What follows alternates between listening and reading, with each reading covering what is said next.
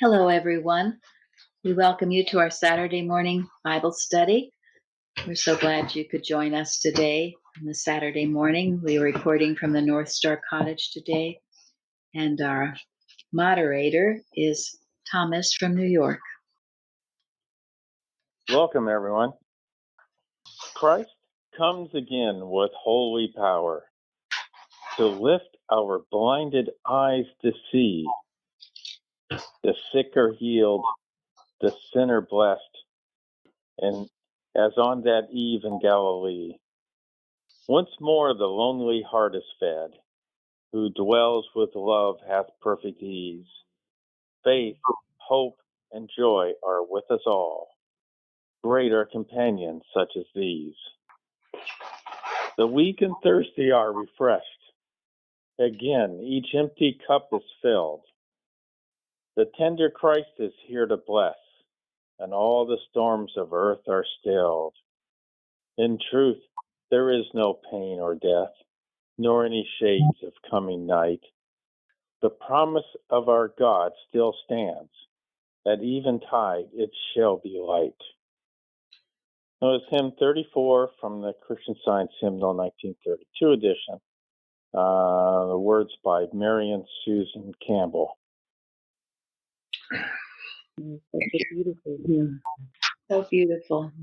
And so just nice. Yes. I love that faith, hope, and joy are with us all. Great companions such as these. We never have to think we're alone. We have these great companions with us all. So, The weak, go ahead. yeah. The weak and thirsty are refreshed. Wonderful. Well, I thought it was great to think of faith as a companion, Yes. hope as a companion, Mm-hmm. and joy is our companion.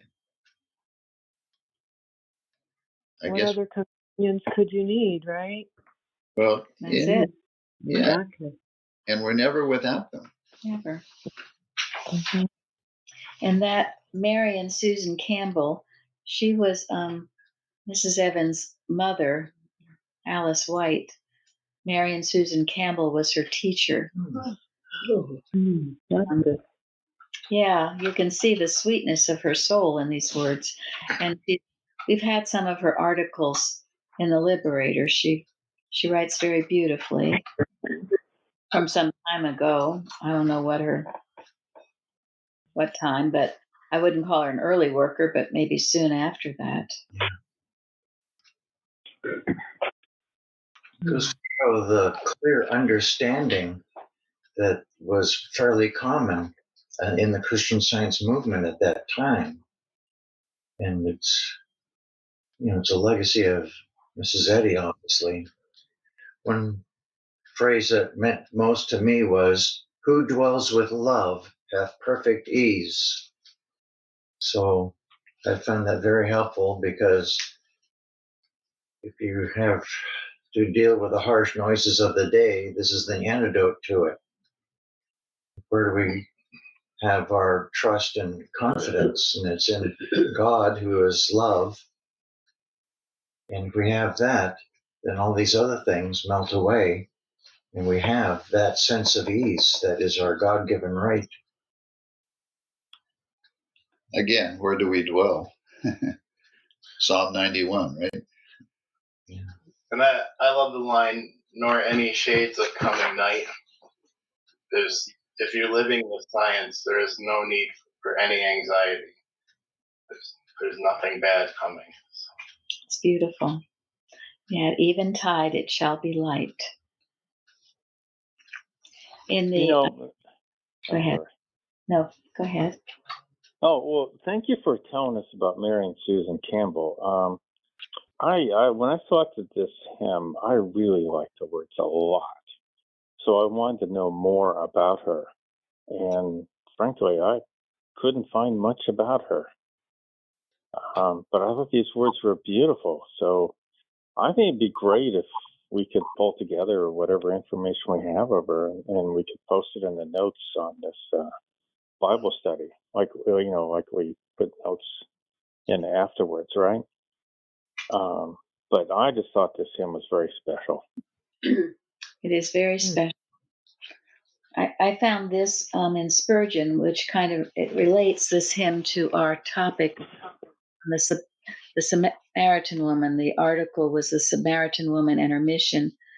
And Spurgeon says, "Behold our Lord and Master, with divinely skillful art, seeking after a single soul. We must have large congregations, or we are disinclined for soul winning. The habit of the age is to do nothing but what is ostentatious. Every work must be with the beat of a drum or the sound of the tambourine. I pray that the Lord may work in us the steadfast desire to do good, on the quiet, by stealth, when no one looks on, when not a single disciple is near.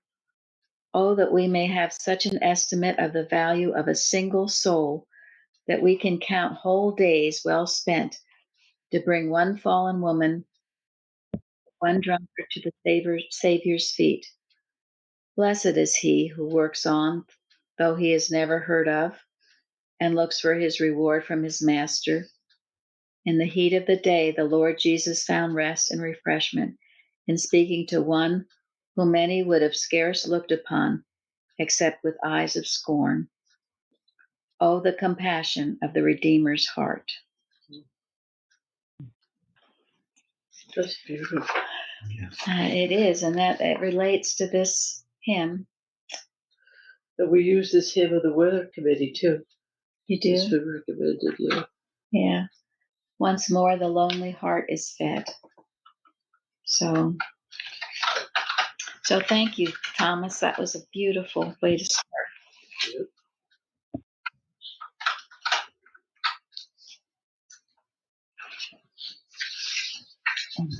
Anyone else? So just curious, but I thought, maybe I'm incorrect, but Marian with an A is typically for a woman, and this is Marian with an O. Yeah, that's right. And Mrs. Evans, she named her daughter Marion like that with an O. I've noticed that too.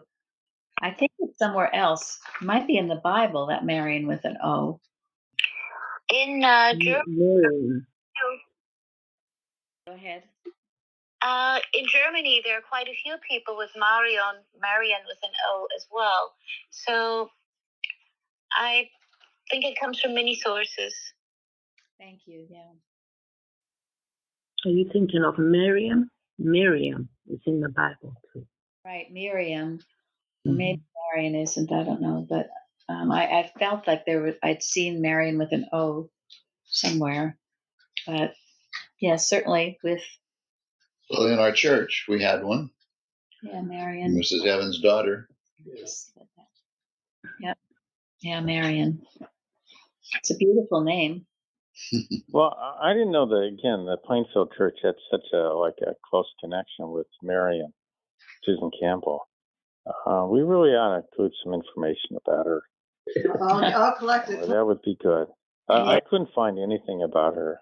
I mean, virtually nothing. Linda, I think she wrote an article in the Sentinel, but that was about it. She has written. We have had her. I don't know if she's written any other hymns, and I don't know anything more about her. I just happen to remember that Mrs. Evans told me that. She didn't tell me anything else. I don't know where she's from, but yeah, you can see her beautiful soul coming through in those words of the hymn. There are others that we wish we knew more about their background, like Peter V. Ross. And it's evident that these people did not want to promote themselves, but rather the message. So, and that's where we know them best. Thank you. is in their Yeah. Although Bruce did find some information about Peter B. Ross, but we'll talk about that another time. Go ahead, Okay, Tom. good. All right. So our topic today is "Give me this water." So that is from John chapter 4, verse 15. I think it's just a wonderful topic because here's someone who's asking for the truth. Give me this truth. Oh, give me this water. The topic. And our readings are from John chapter 4, verses 1 through 43. And then our first question is, why did the Jews not have dealings with the Samaritans? So this is from John chapter 4, verse 9. So the Jews seemed to interact with the Samaritans, but they didn't have dealings with them. So what does that mean? Well, there's some history there. The Samaritans received only the 5 books of Moses and rejected the writings of all the prophets and all the Jewish traditions. So the Jews really didn't think favorably. In fact, the Jews regarded them as the worst of the human race. Mm.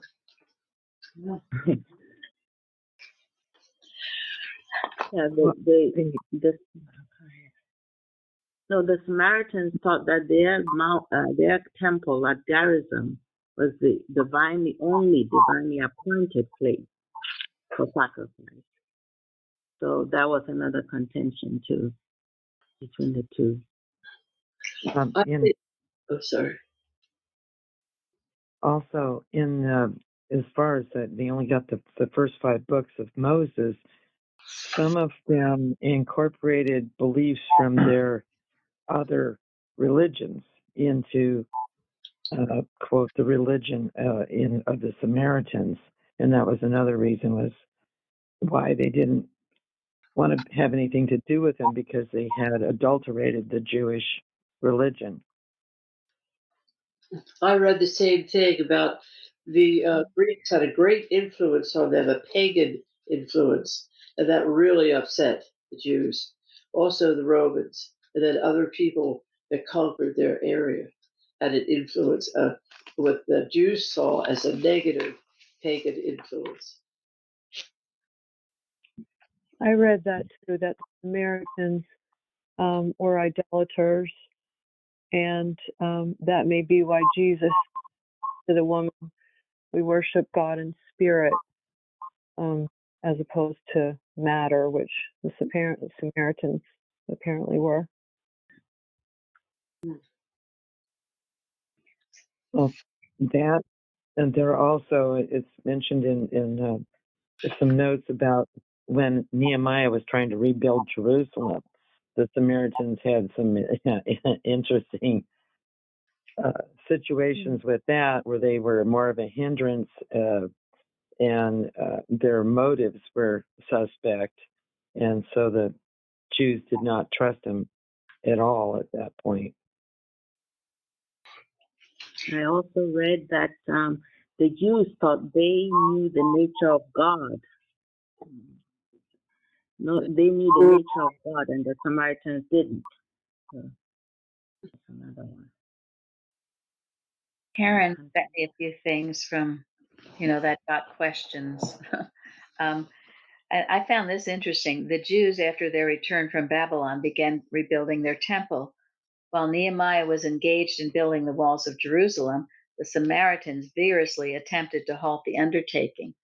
They were the ones who were telling him to come down from the wall, Sanballat, and all those. I didn't realize that. And then also, Samaria became a place of refuge for all the outlaws of Judea. The Samaritans willingly received Jewish criminals and refugees from justice. The violators of the Jewish laws and those who had been excommunicated found safety for themselves in Samaria, greatly increasing the hatred which existed between the two nations. And then also, I found that Jezebel influenced Ahab to make Samaria the center of Baal worship. And Jezebel had many of the Lord's prophets killed in Samaria. And from these causes arose an irreconcilable difference between them, so that the Jews regarded the Samaritans as the worst of the human race and had no dealings with them. In spite of the hatred between the Jews and the Samaritans, Jesus broke down the barriers between them, preaching the gospel of peace to the Samaritans, and the apostles later followed his example. And then, I don't know, I got this. It's huge. It must weigh 10 pounds, but it's called Holman's Illustrated Bible Dictionary.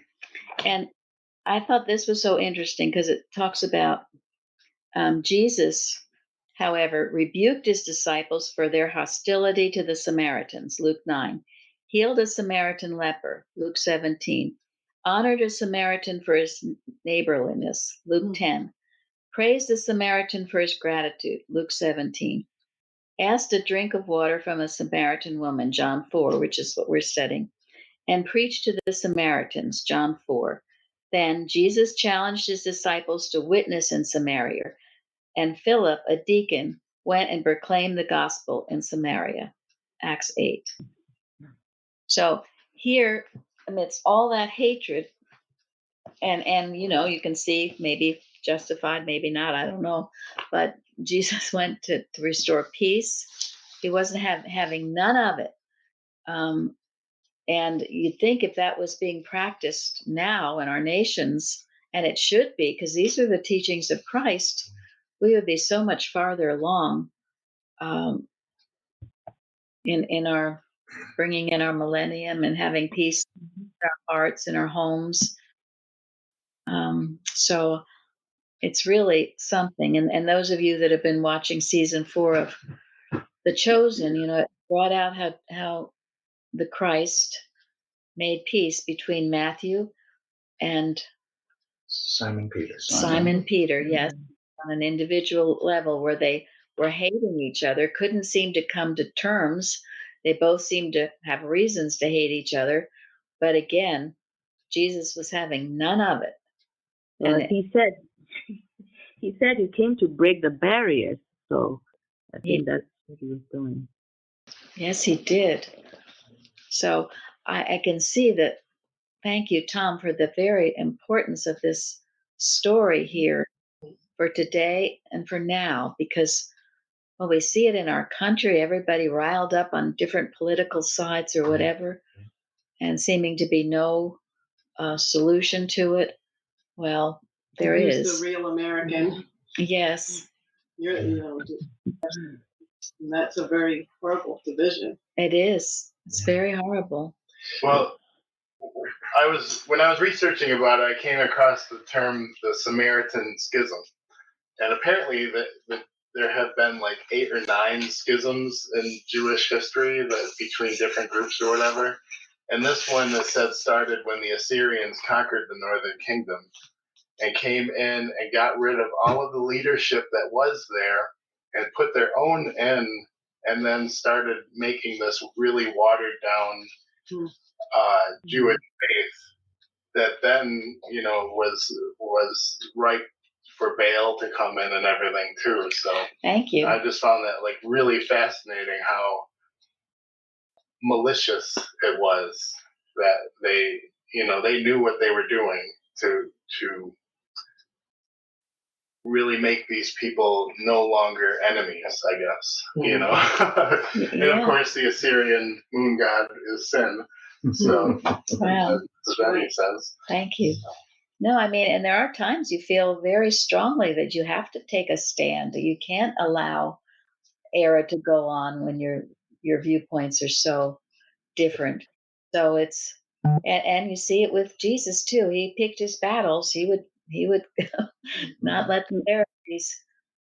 And also goes back to what we discussed last time during the Bible study as well about who are the real Israel. Right, who's the chosen? Yeah, and it goes to the core of the purpose why Jesus was sent in the first place, for the lost sheep of Israel. And back in the day, the so-called Israel that time, seen themselves as the Israel, but they are not actually the Israel that Jesus sees, that he saw, or he was sent for. The Israel he was sent for were all inclusive, including the Samaritans. And he didn't sit back and wait for this. I think it was interesting that he didn't sit and wait for the Samaritans to come to him. He went looking for them. When your sheep, in one of his parables was about a lost sheep that he kept 99 and went looking for that particular one. And it's an important lesson for me that he did not sit and wait for Samaritans to come looking for him. How important it was for him to go looking for them to the point of asking that woman to give him water. Yeah. Thank you. Knowing that he's the one who has the most important water. That's very beautiful. Thank you. Yeah. That's so true. Thank you. Yeah.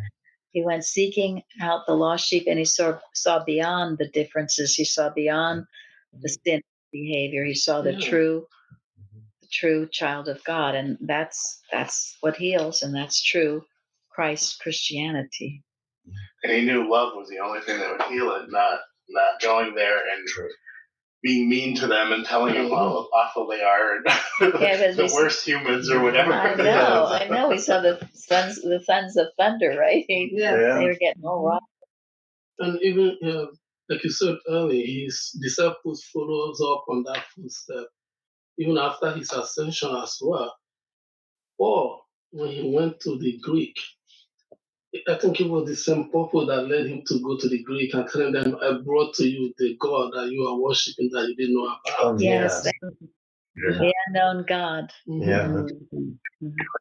Yes. So Going after the lost sheep, I think is very important. Yeah, there's this guy Cornelius that had corresponding visions. Right. And that was the thing where got the idea God's no respecter of persons. Yeah, that was in our lesson. Thank you. Last few weeks. Barry? So I wanted to comment on the movement of people. So it was mentioned that the Syrians conquered the northern kingdom. This was in 721 BC. So after they did that, they took a lot of the Jews away, as was mentioned, right, from the northern kingdom. But then they brought in people from Assyria, okay? So the Samaritans are, a mixture of the people who came from Assyria and Jewish people, right? But the other interesting thing is, so a lot of the Jews were taken away from the northern kingdom, and a lot of them were taken to the area of eastern Turkey, which interestingly, when we come up to the time of Jesus and his and the apostles and disciples, the Christian communities were really established by the Jews that were taken from the Syrian kingdom back then when the northern kingdom was conquered. So we're talking about, a lot of cities that we're aware of, like Ephesus, Cappadocia, that whole string of cities in eastern Turkey where there was a lot of Christianity. Anyway, just interesting movement and mix of people. Yeah, 7 churches of Revelation, then you're saying. Yeah. Yes. That is. A few of us had watched this documentary before, this Professor Fairchild that keeps going over it again, researching and everything. But when in one of his trips, he ended up finding what turned out to be the oldest synagogue in Jewish the world. synagogue. In Turkey. Yeah. It was fascinating to see all those things in Turkey, and also the how much they love the people, the kindness of the people. Was everywhere he went.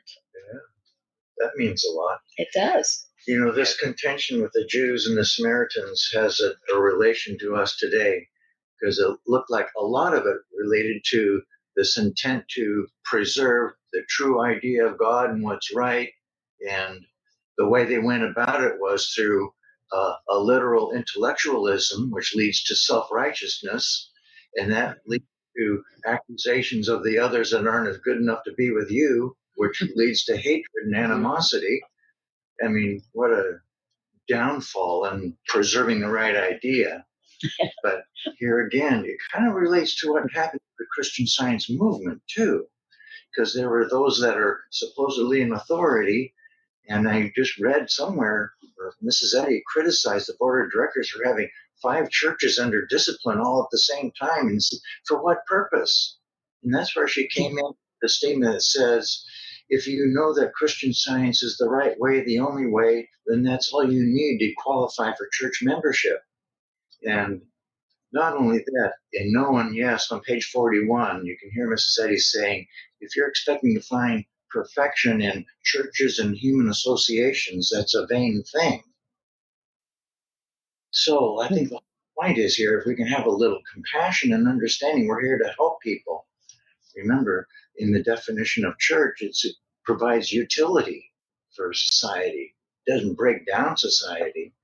But if you have this stern approach, like who's good enough to be with us, how many people are you going to have in your church? Not too many. Yeah, no. And so now's a good time to tell them about Peter B. Ross.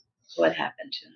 Well, yeah, we found out that, he was very much beloved. He lectured around the entire world. He lectured to more than 3 million people. And he was reputed for being responsible for bringing countless thousands of people into Christian Science. His popularity and success was quite notable, but evidently it got the ire of those that were in charge. They didn't have nearly the understanding that he did, so they were looking for some fault to pin on him because of their jealousy of him. And so they made an accusation against him, and he did not try to defend himself. He didn't get into that tit for tat battle against, yes, you did, no, I didn't. They stripped him of his lectureship, of his teacher status, of his practitioner. And he made the comment, I guess this is the point where we break loose from organization. He passed away a broken man. We had heard rumors about all of this, but Bruce found what was the book? Christian Science Today, Power, Policy, Practice. Thank you. It was something Tom sent us. Yeah, something Thomas sent us. Yeah. So anyway, but this is what all of this fighting and arguing and carrying on does. It leads to no good. And I know most of you, if not all of you, have read Peter B. Ross, and you can tell, again, his soul speaks, and it's a beautiful soul. So anyway. Well, in Christian Science, as well as other religions that are practicing the Word of God properly, you will attract people. That's just the purpose. You can't help it. If you're doing the work of God, history has proved it. People will seek you. People will hear about you from across the Atlantic borders. They will come seeking. Even in the time of, isn't Solomon in the Bible that Solomon that a queen from Ethiopia heard about. Yes. Yeah, people come to hear his wisdom. His work. And right. look at the distance back in the day that somebody like a queen can go a distance to seeking to stand in front of him. And you mentioned the chosen. I think one of the significant parts of the chosen was, and one of the cause of the problem in the chosen was the people coming from countries to seek Jesus Christ, and they were setting up tents, and the Romans didn't like it, so that was one of the reasons why the problem started in the first place. I forgot the term they used to describe them. Tent City. Tent City, yeah. Yeah, and also read about Mrs. Eddy when she went to Chicago. People were coming from all over the world to listen to her about the conference. And when people come from Germany, all over Europe, as far as Australia, you can tell how much it means to them to travel that distance. Back in which it wasn't easy to make that kind of journey. Right. Yes, thank you. Yeah. All right, Tom. Okay, question number 2. How did the Samaritan woman know who Jesus was? Now, I reference in here in John 4, verses 15, 29, 39, because there's different states of the conversation going on between the two. Like, a lot of times people focus on the Samaritan woman, recognize him as a Jew, right? But and then there was some arguing back and forth. But what I'm referring to is she knew who Jesus was. So how did she know that, though?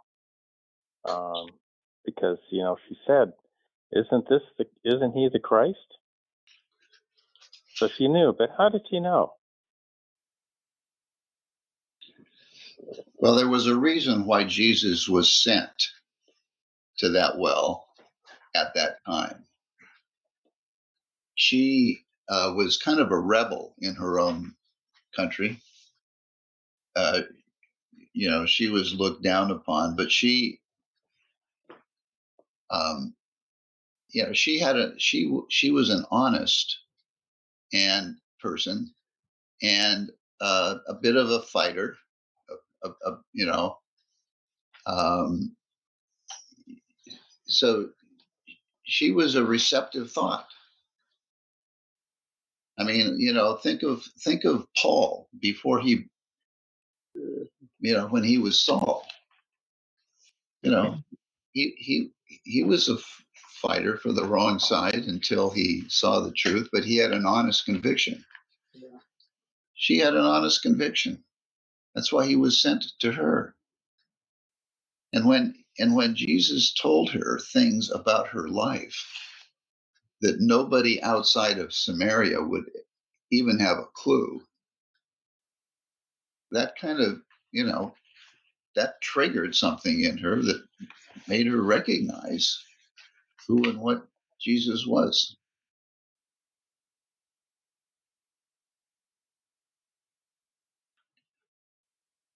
And God spoke to her, told her to believe this guy. Yeah, it's in the lesson this week. It was her spiritual sense speaking to her and recognizing the Christ. And along that line, I loved. I read Matthew Henry says to note, quote, how the divine providence brings about glorious purposes by events which seem to us fortuitous and accidental, unquote. And also, quote, he is found of them that sought him not. So beautiful. It is. Yeah. Yeah. I found in the commentary these things that made her rather extraordinary. And well, as Gary said, she was a bit of a rebel, questioning and seeking. And it said that when Jesus met her, in his eyes, no one is too far gone. He has a purpose for each one of us. He'll never let us alone, and he's always right there with us. And then he was unfazed by her sin, but then she did stay with him. She didn't run off, but she stayed and asked questions of him. How can you ask me for a drink? Where can you get this living water? Are you greater than the father Jacob? I mean, that took some intelligence and staying power to do that. She didn't run, she didn't go, but she pursued. And I'm bringing these out because all of us can have some Samaritan woman in us where we think maybe we're far too gone or would not realize that the Christ seeks us out and that he's always with us and nothing is ever too far gone ever, and that maybe we better just stay and question what's happening. Um, There was no running from him, no matter how hard you tried. Jesus is always there. And then she received the filling. Jesus is offering, he's always offering. The giving of Jesus is guaranteed, but the receiving on our end can be the stumbling block. She was willing to receive. Receiving is hard, especially when we believe we're too far gone. These are all deep lessons, especially when you feel you're too far gone. Don't. Christ is with you. And then, and this I thought was very interesting, she desired to go and to do. The filling not only filled her longing, but it gave her a new desire to use her energy to go out and live her purpose, to share the gospel and to become a disciple. The woman at the well is an example of love, truth, redemption, and acceptance. And that was so beautifully portrayed in The Chosen with the woman at the well, wasn't it? Where she just was so joyous and she was running. I can't wait to tell everybody. Yeah, she was totally born. You see her the next time she wants the disciples to come to her house. She's just a totally new person. But that, yes, it showed the good seed, because she didn't just take it for herself. She wanted to share it. And when you really get this truth, that is how you feel. You don't just sit back and mull it over for yourself. You want to go out and shout it from the rooftops. Yeah, it said there are other people that are feeling the same way you used to feel. Yes. And you want that truth as well. Thank you. Yes. Yes. And it's unbounded joy and love. And yeah, Jesus was sent to her because she represented all those qualities. Yep. And she was willing to see him. She wasn't too far gone. Well, it does seem like if you feel you're too far gone, that actually just means you're like right on the doorstep. Back around again. Exactly. That was a precious moment between this woman and Jesus, because for one thing, they were alone. There weren't any lot of contending other opinions interfering with this. And between the two of them, they could just hash it out and without Yes. being obstructed. Yes. And look at the result. What a precious moment that was there. Yes, that's right. It was just the two of them. No disciples saying, "What are you doing? And why are you doing this?" and sneering at her, but just that time alone. Yeah, and thank you for saying that about her asking the questions too, because in The Chosen, Mary Magdalene was talking to Tamar, and one of the things she said was specifically about how, like, why Tamar would feel that she had the right to say something. Yeah. Back.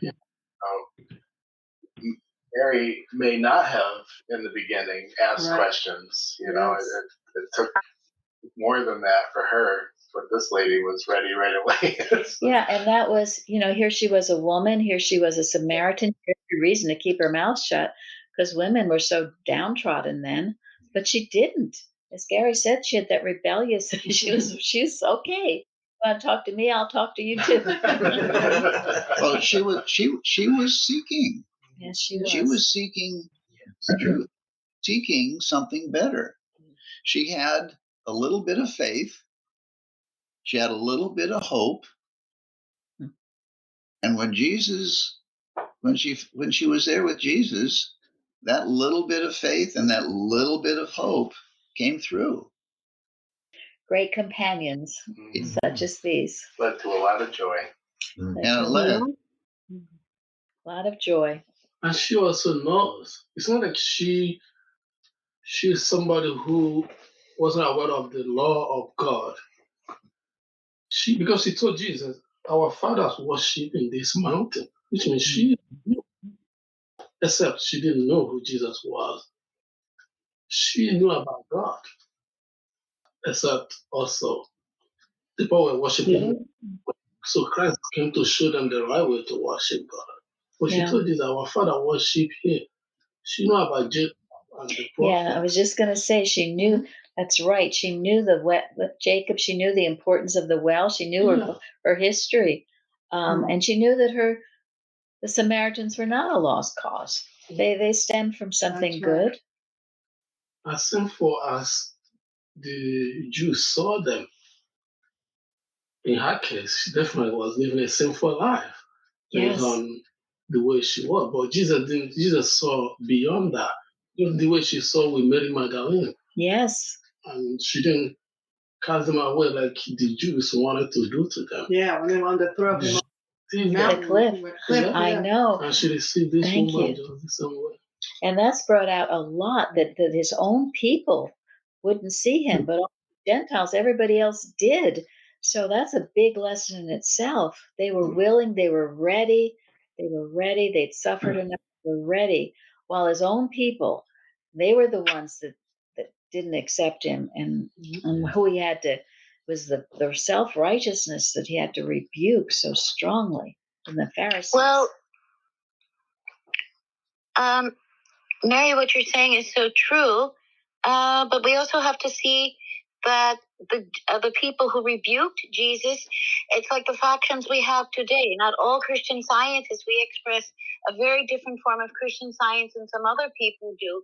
So I would say that perhaps we need to see this as being those who didn't express Judaism as it is. You know, he did, which is very inclusive for everybody.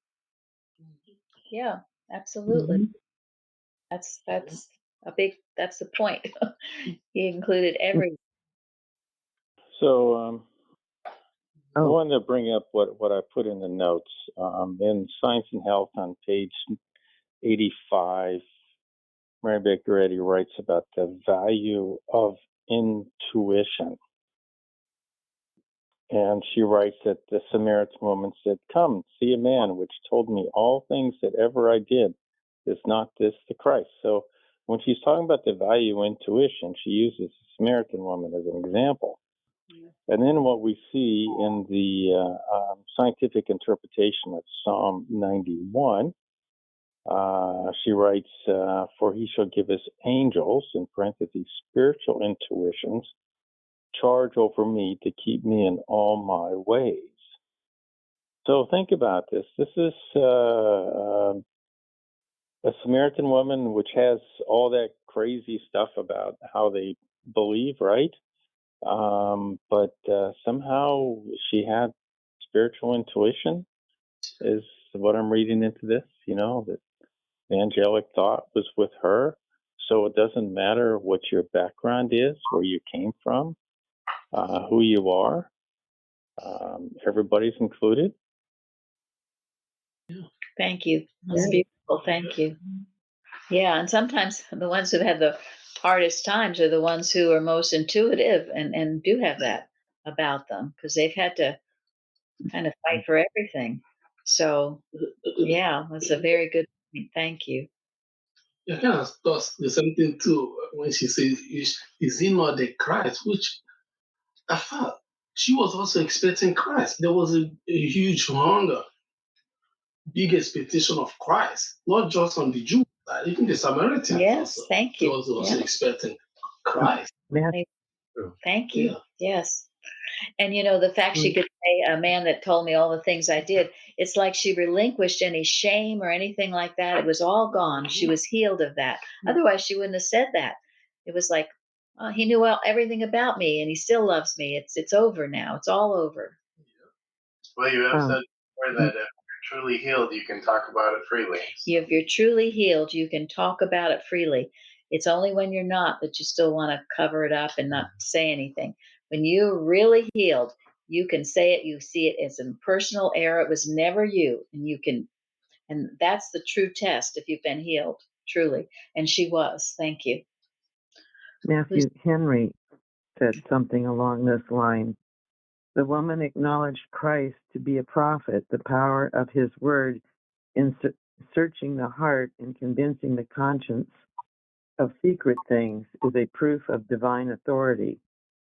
But the Christ told her that I that speak to thee am he, referring to that he was the Christ. She was an alien and a hostile Samaritan. Merely speaking to her was thought to disgrace our Lord Jesus. Yet to this woman did our Lord reveal himself more fully than as yet he had done to any of his disciples. No past sins can bar our acceptance with him if we humble ourselves before him, believing in him as the Christ, the Savior of the world. I thought that was beautiful. Mm-hmm.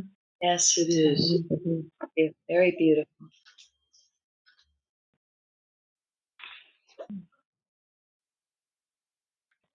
I like the fact that her enthusiasm and understanding multiplied and really helped the people accept the Christ, because he stayed 2 days Yes, and they accepted him. Mm-hmm. yes. Change that whole city. Yeah. Well, an under talked about aspect of this story, which actually I think is so fascinating to me, is that Jesus spent 2 days with the Samaritans teaching them. This is how much they opened up to Jesus, right? To accept him into their homes and have him teach them for 2 days. That's quite significant, I think. Thank you. Yes. Yeah, they invited him. Yeah, they were hungering. They desperately wanted him. It was fertile ground. So for us ever to think that there's certain people or that wouldn't be interested is wrong. I mean, it's terribly wrong.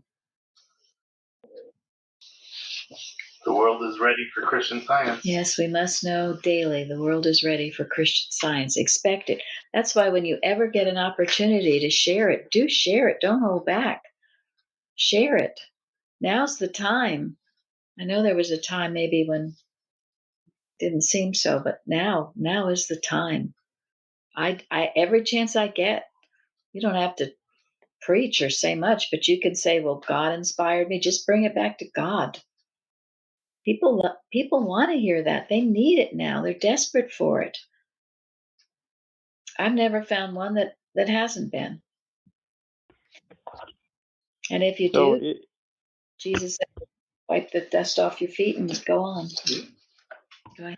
So it seems to me that this is partly a story of evangelism, because we talked earlier about how the Jews don't have dealings with the Samaritans, but now we just talked about how Jesus was invited and taught them for 2 days. So we can think as evangelists that we shouldn't pay too much attention to why we can't talk to someone, why we can't bring Christianity to some group of people. That there are barriers for doing this. Well, Jesus showed us in the story with the Samaritan woman that there are no barriers. I mean, this wall between the Samaritans and Jews was pretty big. It looked Yet he broke through it. Yes. I often think in the 23rd Psalm, thou preparest the table before me in the presence of my enemies, my so-called enemies. Well, I mean, I would ponder what that meant. Well, I think this is what it means. You can be in the midst of so-called enemies, and God is preparing you a table to meet, to talk, to converse, total safety. If your motive is to, spread the gospel. I think that's what it means to me anyway. We must never fear that or think we have any enemies, as Mrs. Eddy says in her beautiful article, something you conjure up in your own thought in that beautiful article. And she prayed that her enemies would become thy friends. Yes. Yeah. Yes. Thank you, Tom. Okay, so we'll do our third question.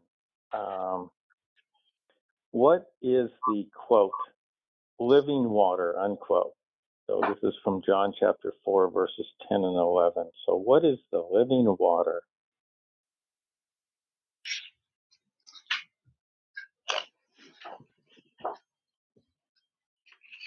Isn't it the science of Christianity that we are privileged to have in a textbook and other writings? I mean, all of this factions and antagonism and hatred is all due to a limited concept of God, a limited concept of our own existence, isn't it? Mm-hmm. We judge by outward appearance instead of judging from the heart. And the science teaches us what is true. The science teaches us how to live. Science teaches us that there is no limitation. And the science teaches us that we of the brotherhood of all mankind. What else? What more could there possibly be? And the science teaches that we not only can, but we have to go directly to God. Other religions, it's as though the priest or whatever is the well that you have to go to, but that is not what God really wants for us. He wants that understanding within us to be that well coming up for each of us. Thank you. Yes.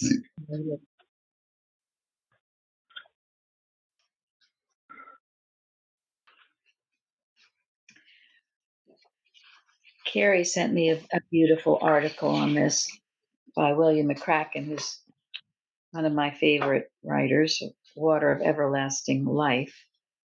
And I think it's worth sharing what he writes. Humanity is a thirst for the water of life. It has been offered water as bitter as gall by false theology. The hemlock of martyrdom is requital for the desire to reform the world, and stupefying potions to appease the longing for self-forgetfulness. These nostrums do not contain the living water of which Jesus spoke of to the Samaritan woman. Rather did he say to her, "Whosoever drinketh of the water that I shall give him shall never thirst." Then this individual belonging to the weaker sex, talking about the Samaritan woman, or so-called weaker sex, and to a semi-adulterous and despised nation, uttered the words which are being wrung today from countless millions. "Sir, give me this water that I thirst not, neither come hither to draw."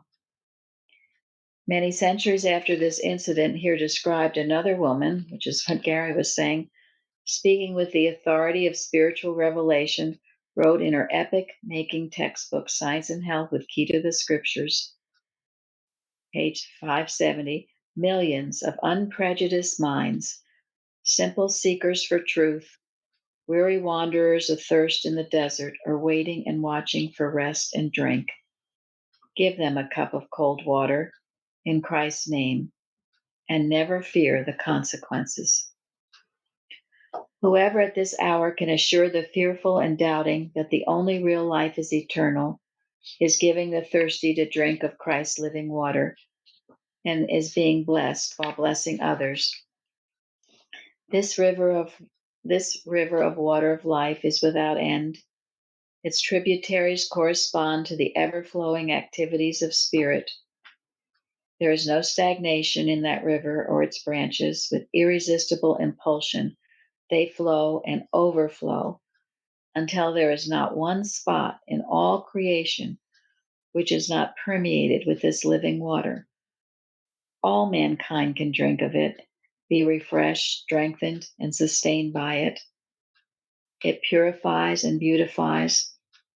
It causes the flowers of loving kindness and rejoicing to grow. It brightens the meekness of the grass. The birds of the air, as aspirations, bathe in its pool. The surface of this living water reflects the glories of the universe, outlines man's at one with God, and reproduces and multiplies the infinitude of an ever-acting life without end. And then he goes on to say, and I think this is important too, The drinking of the water of life enables the spiritually minded to fulfill Jesus' promise. If they drink any deadly thing, it shall not hurt them. Poisoned wells cannot harm the army of the Lord, nor can the inhaling of gases asphyxiate when the power of God's mind is scientifically understood. The material cup of intoxication cannot be substituted for the spiritual cup of thanksgiving when Christian science stands guard over human consciousness. Yeah. It's really a beautiful article. We should have it in the. It goes into all the thoughts about the living water and how we've been offered other waters that have not been satisfying That the would be a good nostrils. subject for a liberator. Oh, yeah, maybe a good subject for the liberator, the living waters of truth. William McCracken. And thank you, Carrie, for sending it. Talked about potions in there, and I just Yes. remembered that God's preparations for the sick are Yes. potions of his own qualities Thank from you. miscellaneous writings. Thank you. That's such a good statement by Mrs. Eddy. Potions of his own qualities. That's the potions we give to the sick. Start expressing him and you'll find you'll feel a lot better. Thank you. I was thinking when in the case of the Samaritan woman, she definitely received it because she took Christ to give it to me, which, as you can tell, Christ gave it to her by her accepting Christ into her life. And today, I believe we have the opportunity as well. Through Mrs. Sadie, we have Christian Science, and we as well, just like the Samaritan, and accept it as the only way. And quite frankly, that's the only way we can live through that living water by living Christian Science in our daily lives. And it's also easy to lose access to the living water because when you walk away from the knowledge of God, you lose access to that water. It's not that the water is not there. Like you said, it's overflowing. It's always there, flow unto eternity. But how many is drinking from it? That's right. Thank Right. you. Well, and that gets us back to another point that we brought out earlier, but I think is really, really important, and that is those who are most uncomfortable with their mortal life are often the most receptive to the truth. Thank you. And those who are most comfortable in their mortal life are not receptive.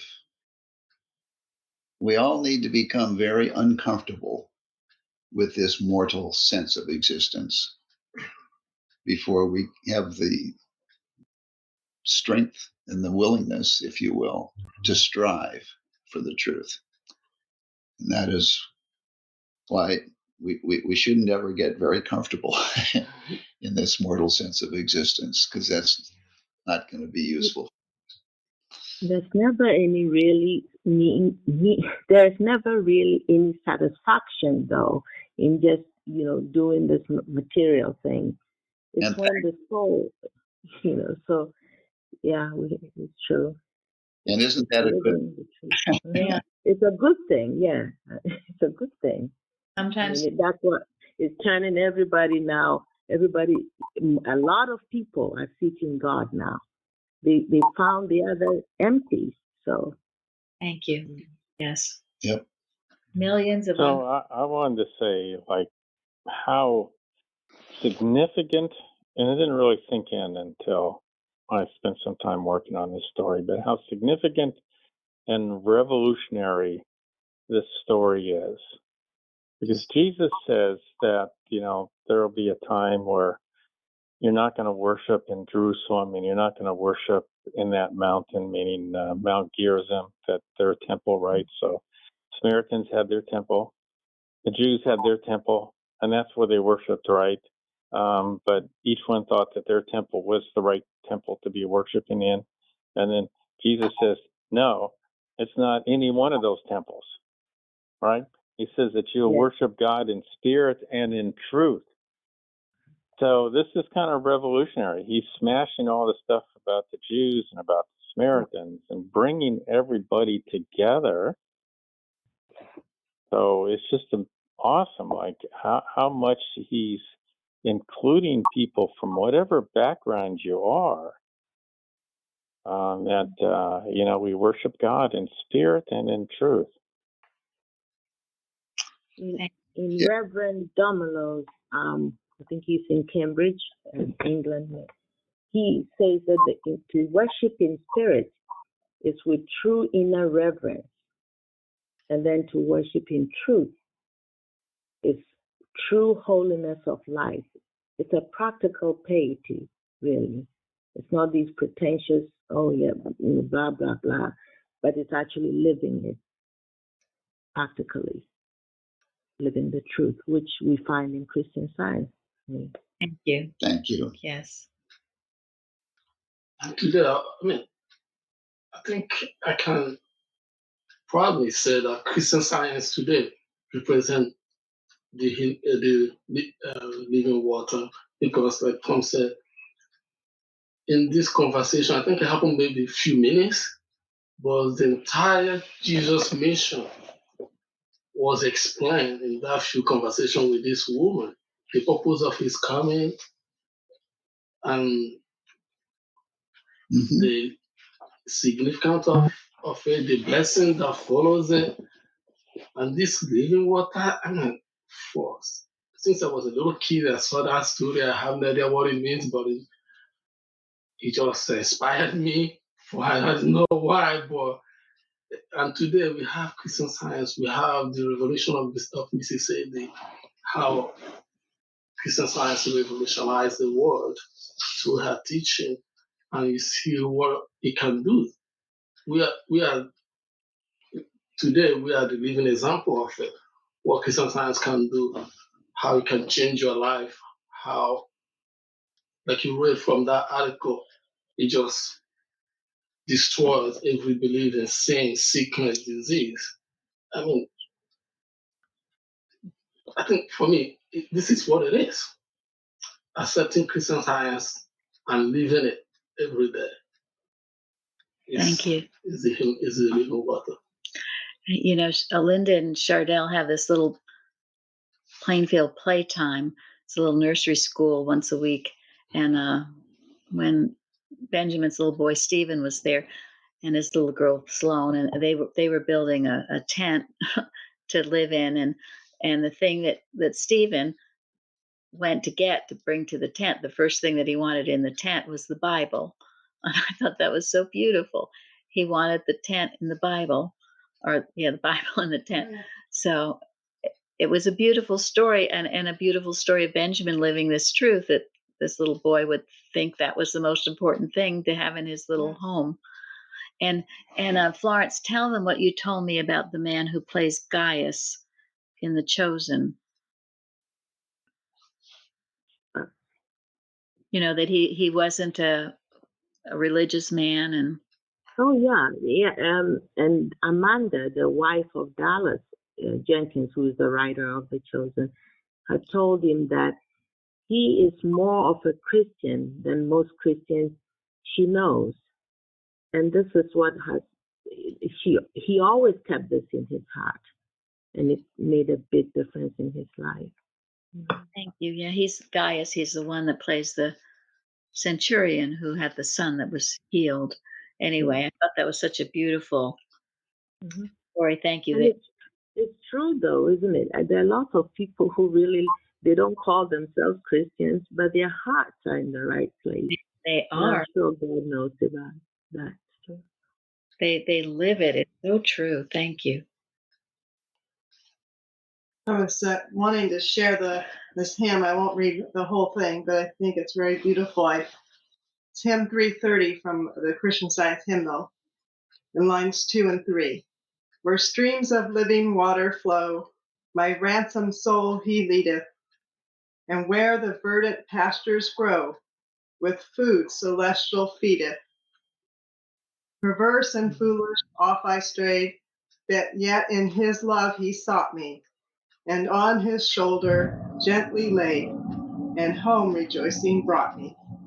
So that was really beautiful. It's very beautiful. Yes, thank you. Yep. I Faith. would like Go ahead. I would like to add something I found about the term living water. Jesus kind of used that as an analogy.